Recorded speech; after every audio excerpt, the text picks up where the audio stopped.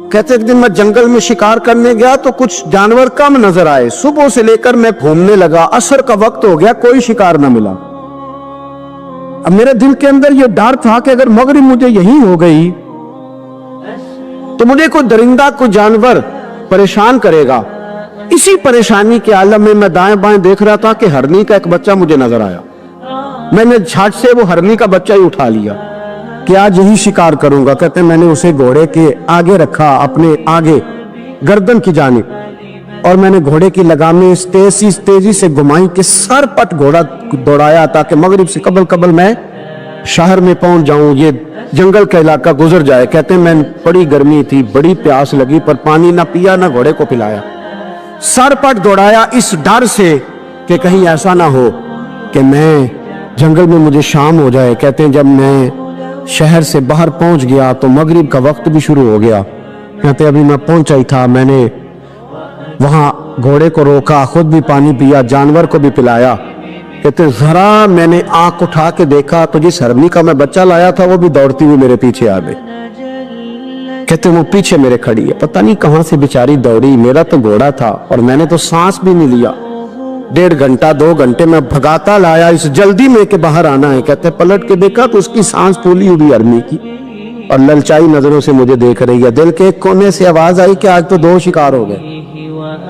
बच्चा तो पकड़ा ही, इसकी मां को भी काबू करता हूं ताकि डबल शिकार हाथ आएगा। कहते हैं फिर अंदर से मेरा दर्द बोला, अंदर से मेरा रहम बोला, एक मां अपना बच्चा लेने आई है और इस तरह तो उसे तकलीफ नहीं दी जा सकती कि उसे ब्लैकमेल करके मां को भी रख लिया जाए। कहते जब मैंने उस हरनी की तरफ देखा तो उसकी नजरों में सवाल था, उसकी नजरों के अंदर सवाल था, कुछ मांग रही थी। कहते मैंने उस बच्चे की पुश्त पर हाथ फेरा, फिर मैंने बच्चा छोड़ दिया। कहते उसने पहले बच्चे को बाजुओं में लिया, फिर अपनी जुबान से अपना बच्चा चाटने लगी। कहते हैं फिर वो जब जंगल की तरफ जाने लगी तो एक दफा उसने मेरी तरफ देखा, दूसरी दफा उसने आसमान की तरफ देखा। जिंदगी में मुझे इतना सुकून कभी नहीं आया था जितना आज आया। कहते मैं घर गया, इशा की नमाज पढ़ी, बावजूद मैं बिस्तर पे लेट गया। लोगों मेरे नसीब देखो, मुझे मदीने वाले महबूब का दीदार नसीब हुआ। रसूल करीम अलैहिस्सलाम मेरी ख्वाब में आए, मैं रोने लगा। घर महक उठा, फूल खिलने लगे, खुशबुएं बिखरने लगी। कहते महबूब करीम तशरीफ लाए और क्या खूबसूरत जुमला है, अगर तुझे बादशाह बना दिया जाए तो इंसानों के साथ भी इसी तरह रहम करेगा ना जिस तरह आज हरनी के साथ किया है। अगर तुझे बादशाह बनाया जाए तो रवैया यही रखेगा या बदल जाएगा। कहता मैं रो पड़ा, मैंने कहा यार सुल्ला, मैं तो गुलाम बनने के भी काबिल नहीं तो बादशाह कैसे बनूंगा। फरमाया तेरी आज की अदा बड़ी पसंद आई है, अर्श के मालिक ने तुझे बादशाह बनाने का फैसला कर लिया। तेरी ये अदा बड़ी भाई है, बड़ी पसंद आई। फरमाते एक हरनी के बच्चे पे रहम खाया था, रब करीम ने मुझे बादशाही अता फरमा ली। हम ना सियासत से बादशाही लेना चाहते, सियासतदानों के अपनी जेब से इश्तिहार छपवा के बादशाही लेना चाहते, डेरा बना के बादशाही लेना, ना ना ना। बादशाही तो रहम करने से मिलती, बादशाही तो शफकत करने से मिलती, बादशाहियां तो अल्लाह की मखलूक से प्यार करने से मिलती। वो शख्स कहता है कि मेरा ज़र्फ ये था कि 4-5 दिनार मिलेंगे तो इमाम हुसैन फरमाने लगे थोड़ी देर बैठ जा, रिज़्क आ रहा है। तो इमाम हुसैन को हुकूमत वक्त की तरफ से ना 5 थैलियां मिली जिसमें एक थैली में 500 अशरफियां थी। 5 थैलियां आई, लेकिन उसको आने में ना जरा देर हो गई। वो 5 थैलियां जब आई ना तो इमाम हुसैन उसकी तरफ 5 थैलियां बढ़ा के ना, जरा देखना मेरी तरफ गौर से, 5 थैलियां बढ़ा के ना तो फरमाने लगे मियाँ जितना तुझे इंतजार कराया है ना इतनी हम तेरी हाजत पूरी नहीं कर सके। तो ये ना महसूस करना कि हुसैन के दरवाजे पे बैठा भी रहा हूं तो मिला क्या है, ये ना महसूस करना। वो शख्स कहता है जब मैंने वो थैलियां खोली और फिर मेरी नजर इमाम हुसैन पे पड़ी तो मेरे अंदर से आवाज आई, अगर हुसैन इब्ने अली इतने सखी है तो मोहम्मद अरबी कितने सखी हो। अगर ये मियार इनका है, इनका ये मियार है, और खुद भीख दे खुद ही कहें मंगते का भला हो। खुद कहने लगे जितना इंतजार कराया है उतनी तेरी मदद कर सके। ये सखावत का मियार था, ये तरीका था। एक दफा सैयदना इमाम हुसैन रज़ी अल्लाह तआला अन्हु के घर के अंदर ना 5000 दिनार आए। مسجد میں تھے, آپ کو 5000 دینار ملے, تو امام زین العابدین کہتے ہیں کہ مسجد سے لے کر گھر آنے تک امام حسین نے 5 کے 5000 اللہ کے راستے میں خیرات کر دی. فرماتے میں نے کہا ابا جی 5 دینار کی گھر میں ضرورت تھی,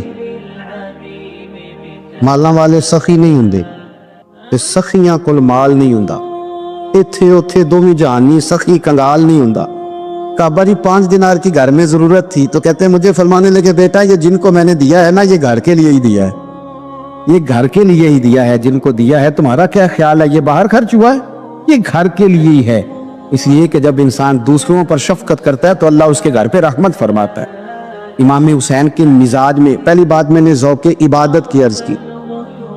دوسری بات عرض کر رہا ہوں کہ صحابہ حضرت اسامہ بن زید بڑے پیارے ہیں میرے نبی کریم کے, بڑے پیارے.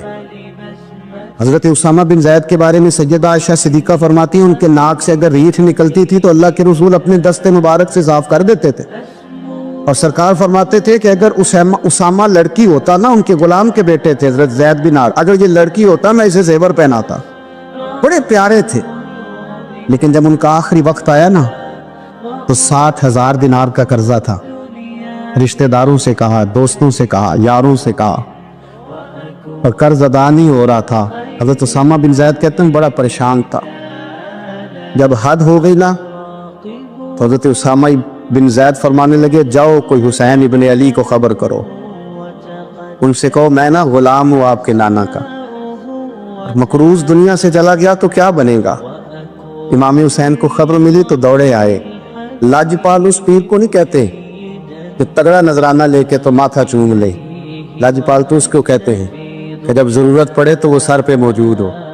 حضرت سیدنا امام حسین تشریف لائے تو جناب اسامہ بن زید رو پڑے, کہنے لگے حضور میں نے نا غلامی کی ہے آپ کے نانا کی, اور اس غلامی پہ ناز ہے, اب 60,000 دینار کا قرضہ لے کے دنیا سے جاؤں گا تو میری قبر پہ بوجھ رہے گا. امام حسین خادم کو بھی کہہ سکتے تھے جاؤ گھر پیسے پڑے ہیں لے آؤ. امام حسین خود گئے, چادر روڑ کے تو اس کی اوٹ میں بکل میں 60,000 دینار چھپا کے لائے, اور جناب اسامہ بن زید کے سامنے رکھ کے کہنے لگے اسامہ یار پیسے رات کو ہی آئے تھے, میں سوچ رہا تھا مجھے تو ضرورت نہیں, اللہ نے کس کا نصیب میرے گھر میں بھیج دیا, مجھے تو حاجت ہی نہیں تھی, اب پتہ چلا پیسے تیرے تھے. اللہ نے حسین کی ڈیوٹی لگائی ہے کہ جا کے دے آ. حضرت اسامہ بن زید رو پڑے, فرمانے لگے اللہ آپ کو بہترین صلہ عطا فرمائے. امام بڑا ہی پیار کرتے تھے. گھوڑے پہ جا رہے تھے, کچھ فقیر غریب لوگ بیٹھ کے روٹی کھا رہے تھے, کھا رہے تھے سڑک کے کنارے. تو امام زین العابدین فرماتے ہیں کہ جب امام حسین گزرے تو انہوں نے آواز دی حضور دل کرتا ہے ہمارے ساتھ بیٹھ کے روٹی کھائیں. کائنات کے مالک و مختار کے نواسے اور دنیا کے سب سے بڑے شہزادے گھوڑے سے اترے اور غریبوں کے ساتھ سڑک پہ بیٹھ گئے, روٹی کھانے لگے اور دیر تک کھاتے رہے. اور جب فارغ ہو گئے تو فرمانے لگے کھانے کی ضرورت بھی نہیں تھی, حاجت بھی نہیں تھی, پر تم نے آواز دی تو دل رکھنے کو بیٹھ گیا تھا, اگر اجازت دے تو چلا جاؤں. یہ مزاج تھا, یہ طبیعت تھی. آپ کے ایک بھائی ہیں چھوٹے, حضرت محمد بن حنفیہ نام ہے, حضرت مولا علی شیر خدا رضی اللہ تعالیٰ عنہ کی دوسری بیوی سے. ایک دن حضرت امام حسین ان کے گھر میں بیٹھے تھے تو کسی بات میں نا اختلاف رائے ہو گیا, تو امام علی مقام ناراض ہو گئے, فرمایا آج کے بعد تیرے گھر نہیں آؤں گا. رومال اٹھایا چلے گئے. لوگوں نے حضرت محمد بن حنفیہ رضی اللہ تعالیٰ عنہ سے کہا حسین تو ناراض ہو گئے, کبھی نہیں آئیں گے. آپ فرمانے لگے بھائی تمہارا ہے کہ میرا؟ جی بھائی تو آپ کے ہیں. فرمایا اگر کہو تو چند منٹوں میں حسین واپس آئے. کہا جناب ناراضگی ہو گئی ہے. فرمایا ناراضگی ہوئی ہے پر میں اس کے دل کی نرمی کو تو جانتا ہوں, اس کے مزاج کے اندر جو محبت ہے اس سے تو ابھی آئے. کہا جناب وہ کیسے؟ فرمانے لگے دیکھنا ذرا. تو امام حسین نے خط لکھا, حضرت محمد بن حنفیہ نے رکا لکھا, کہنے لگے حسین میرے باپ کا نام بھی علی ہے اور آپ کے باپ کا نام بھی علی ہے, پر ایک فضیلت ایسی ہے جس میں میں آپ کا مقابلہ نہیں کر سکتا, وہ یہ ہے کہ آپ سیدہ فاطمہ الزہرا کے لال ہیں, اب محمد مصطفیٰ علیہ السلام کے نواسے ہیں. کہنے لگے بھائی جان آپ نے نانا جان کی وہ حدیث تو سنی ہوگی کہ دو لوگ ناراض ہو جائیں تو جو صلح پہلے کرے جنت میں پہلے جائے گا. فرمانے لگے دل میرا کر رہا تھا کہ پہلے صلح کر لوں, لیکن پھر بڑے بھائی کو پشت کروں گا جنت میں جاتے ہوئے. یہ بھی تو بے ادبی ہے نا.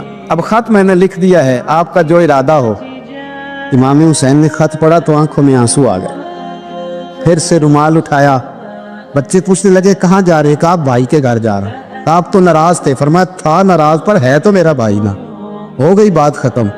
بڑی دل میں نرمی, طبیعت میں سوز, لہجے میں گداز. حضرت امیر معاویہ رضی اللہ تعالیٰ عنہ نے ایک شخص کو بھیجا مدینہ منورہ شام سے. تو اس نے کہا میں نے امام حسین سے ملنا ہے, تعارف کیا ہے؟ جناب امیر معاویہ فرمانے لگے مسجد نبوی میں جانا جس کے گرد لوگ سب سے زیادہ ادب سے بیٹھے ہوں, اور جس کی باتیں سب سے زیادہ میٹھی ہوں, اور جس کی نظریں سب سے زیادہ جھکی ہوں, اور جس کے چہرے پر تمہیں سب سے زیادہ وقار نظر آئے, وہی علی کے بیٹے حسین ہوں گے. جو سب سے زیادہ تمہیں وہاں ماحول کے اندر جو شخص نظر آئے, پوچھنے کی ضرورت نہیں پڑے گی. وہ شخص کہتا میں مدینے آیا تو میں نے واقعی ایک شخص کو دیکھا کہ شہد کے گرد مکھیوں کا اتنا ہجوم نہیں ہوتا جتنا امام حسین کے گرد رسول اللہ کے غلاموں کا ہجوم تھا. لیکن نظریں جھکی ہوئی, باتیں میٹھی, لہجہ گداز گداز, لفظوں میں رانائی. اور لوگ کئی باتیں پوچھتے تو علی کے صاحبزادے ایک کا جملہ بولتے تو لگتا یہ کہ وہ جملہ سیدھا دل میں اترتا چلا جاتا ہے. امام علی مقام کے کردار میں نا کچھ باتیں بڑی زیادہ تھی, بہت زیادہ تھی. بڑا حسن تھا. ایک بات تو یہ تھی امام حسین رضی اللہ تعالیٰ عنہ کا علم و فضل بڑا کمال کا تھا. ایک دفعہ صحابہ میں مسئلہ بن گیا کہ بچہ پیدا ہوتا ہے تو اس کا وظیفہ کیسے لگانا ہے. امام حسین کا علم و فضل بتا رہا ہوں, علم و فضل. تو بات بڑی پیچیدہ ہو گئی.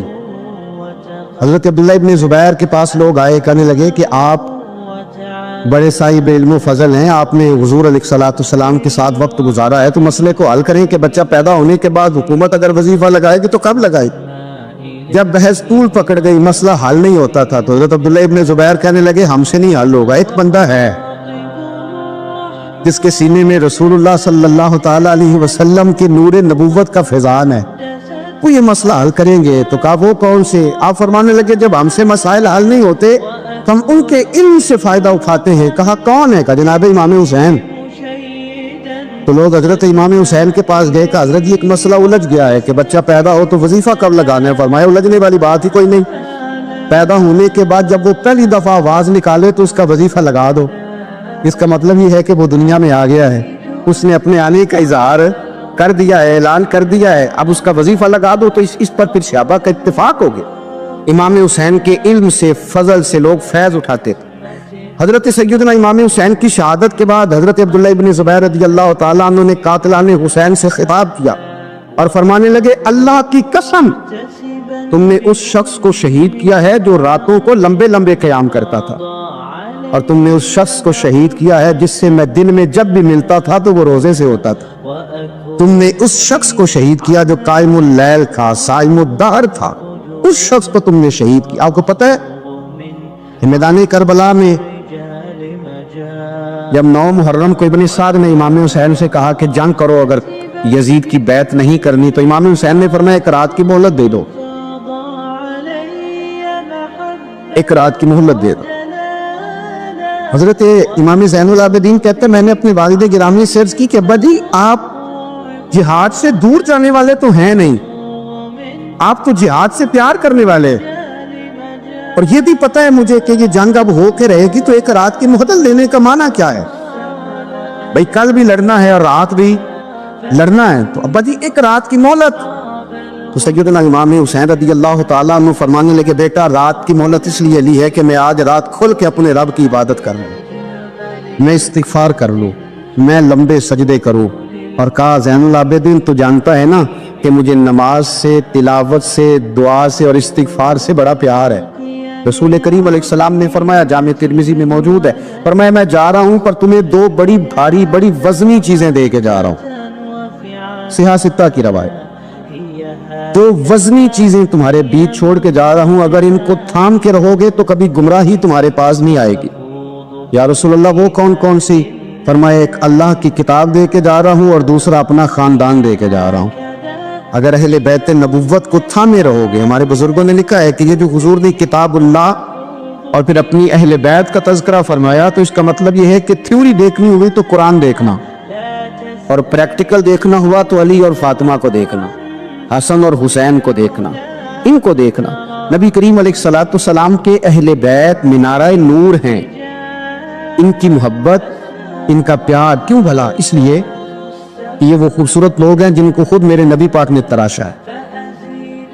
ان کی سیرت میں جتنے رنگ ہیں وہ رسول کریم نے خود بھرے، ان کی ایک ایک بات کا خیال نبی پاک نے رکھا ہے۔ حضور نے از خود انہیں اپنی صحبت عطا کی ہے۔ زیادہ دور نہیں تھا سیدہ فاطمہ کا گھر، مسجد نبوی کے ساتھ تھا۔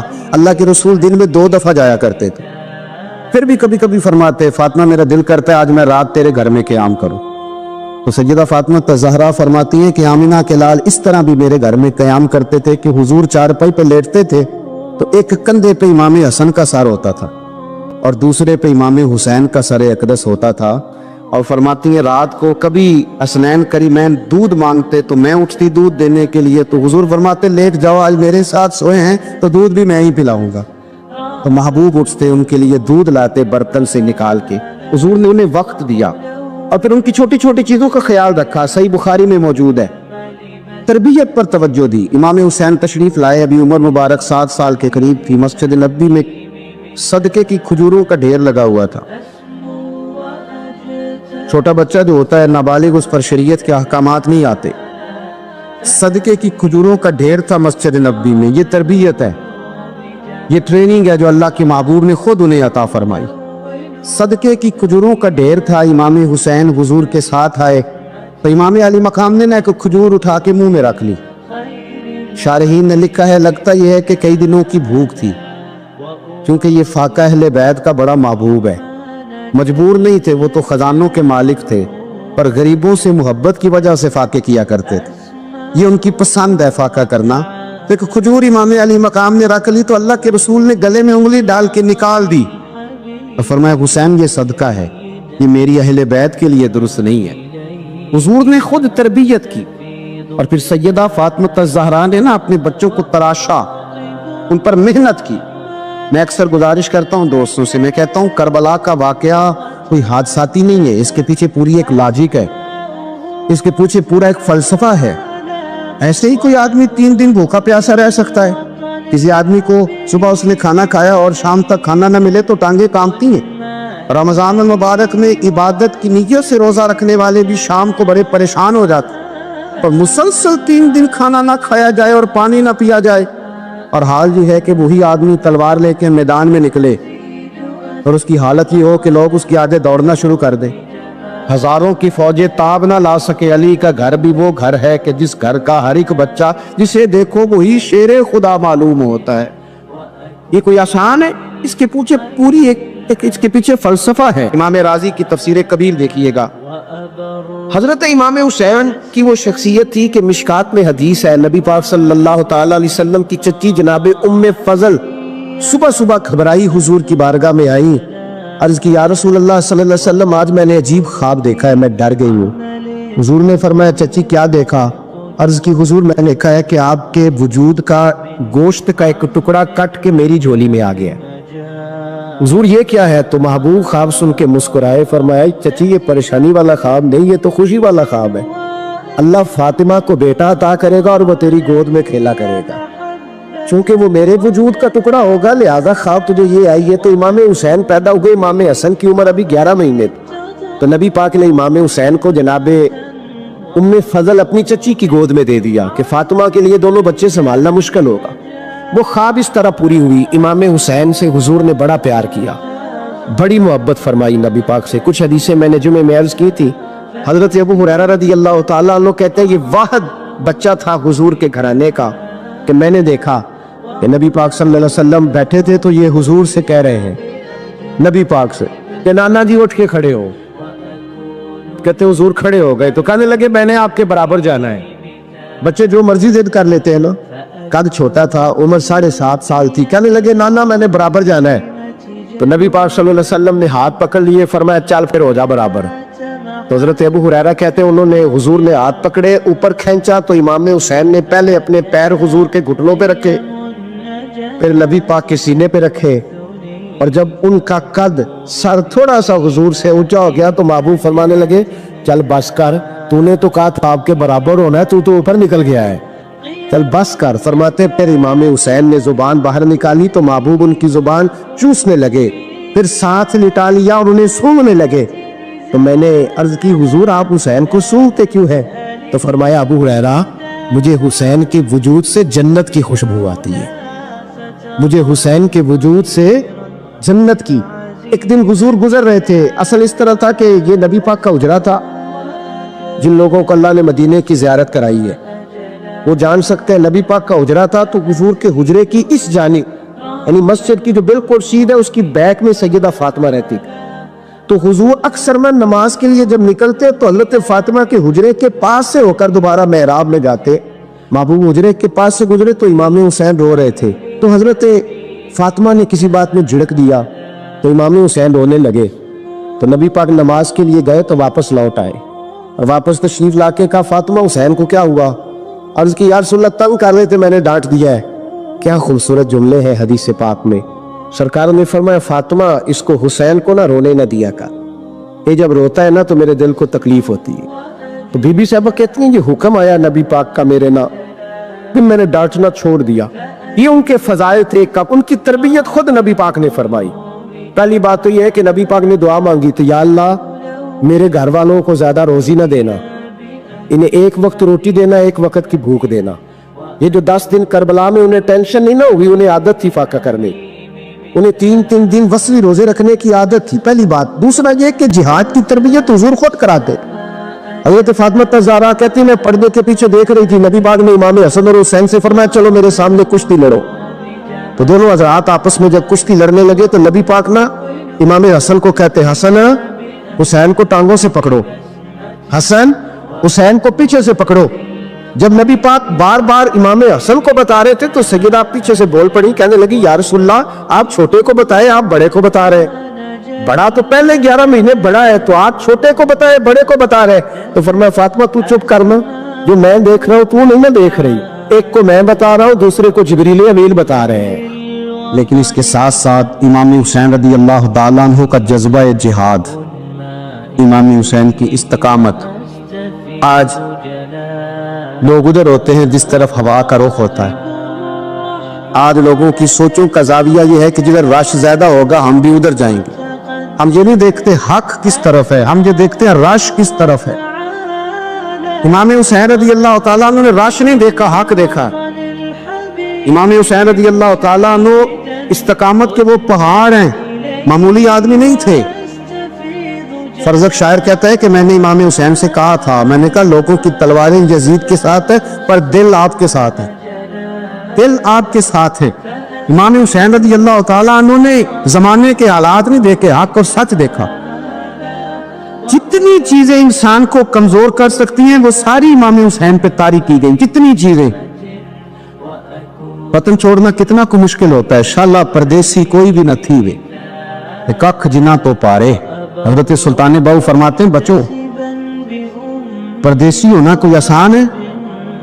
جس آدمی کا کسی چھوٹے سے گاؤں میں بھی مکان ہو چھوڑنا پڑ جائے تو روتا ہے.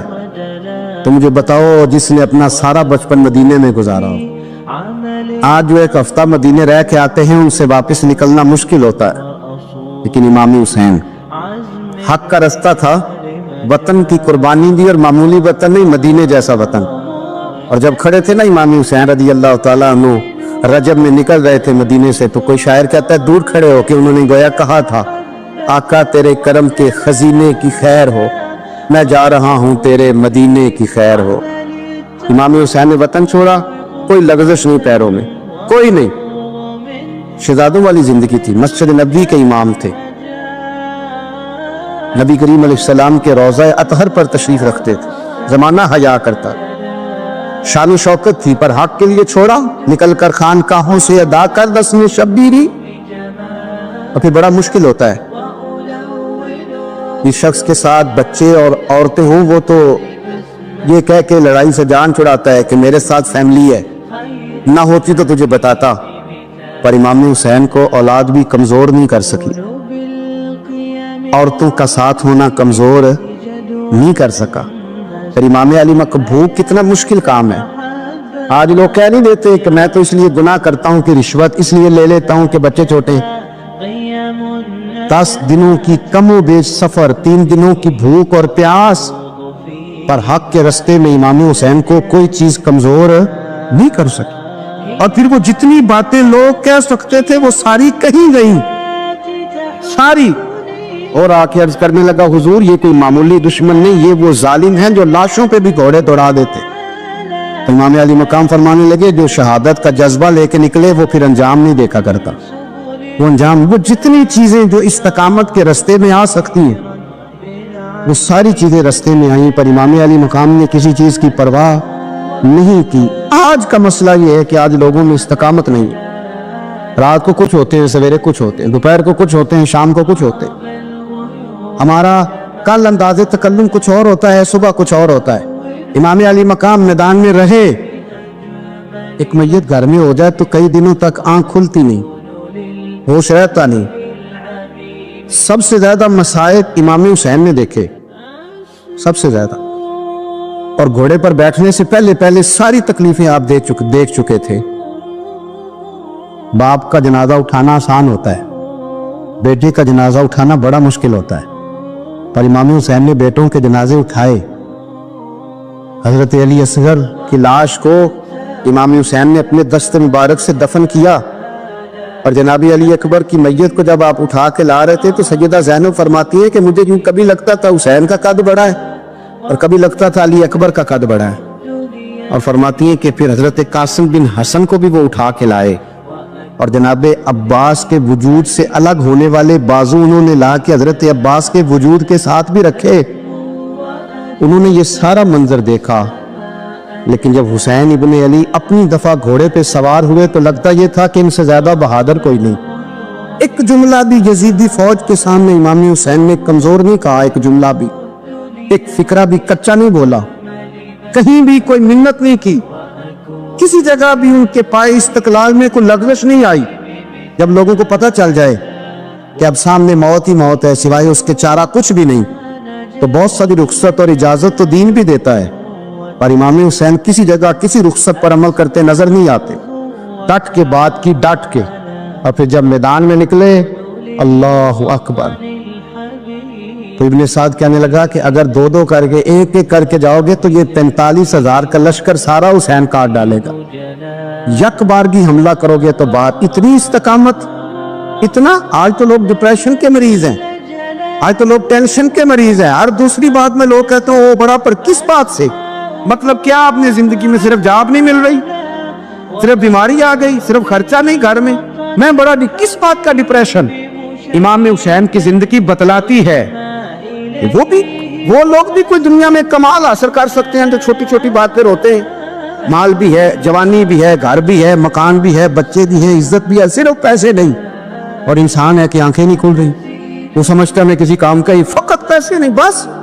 ओ खुदा के बंदो, इमाम अली मकाम ने फरमाया सारा कुछ लुटा के भी जो मैदान में खड़ा रहे उसे हुसैन इब्ने अली कहा जाता है, उसे हुसैन इब्ने अली कहा जाता है। हुसैन इब्ने अली की शान रिफत कोई क्या जाने, हसन जाने, अली जाने, नबी जाने, खुदा जाने, कौन जाने इमाम अली मकाम का मेयार। तो इमाम हुसैन रज़ी अल्लाह तआला अन्हु की जिंदगी हमें बताती है कि ज़ौक़ वाली इबादत करो। इमाम हुसैन की जिंदगी हमें बताती है कि जब तुम सखावत करो तो फिर अपनी हैसियत से बढ़कर करो। और इमाम हुसैन की जिंदगी हमें बताती है कि दिल में किसी के लिए कोई बात ना रखो, सुलह करने में पहल करो, मोहब्बतें करने में आगे बढ़ो। और इमाम हुसैन की जिंदगी हमें बतलाती है कि जब दुनिया में तुमने कुछ करना है तो फिर डटना भी सीखो, फिर खड़े होना भी सीखो। ये ना देखो कि हालात, इमाम हुसैन ने एक दिन भी हुकूमत नहीं की, यजीद ने 4.5 साल की, लेकिन कयामत तक दिलों पे हुकूमत इमाम हुसैन की रहेगी, इमाम हुसैन की रहेगी, इसलिए कि उनमें इस्तकामत थी। इमाम हुसैन के साथ उस वक्त 72 लोग थे, लेकिन आज कायनात का जर्रा जर्रा इमाम हुसैन के साथ है। इसका मतलब है वक्त लगता है, नजरिया गालिब आ ही जाया करता है, तो इस्तकामत वाली जिंदगी गुजारे।